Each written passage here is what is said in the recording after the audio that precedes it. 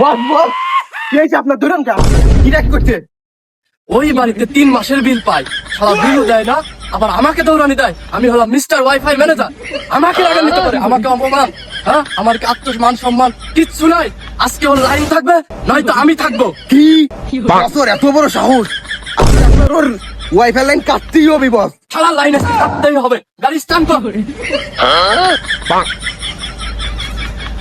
এই জিল্লু, মাল দে।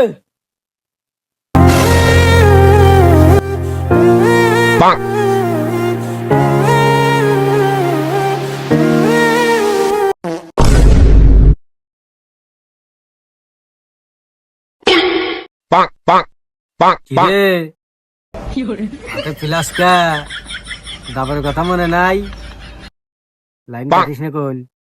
আপনাদের কাছে 3 মাসের বিল পাবো, আপনারা টাকা দেন না, ম্যানেজমেন্ট কি জবাব দেবো? আমি লাইন রাখতে পারবো না।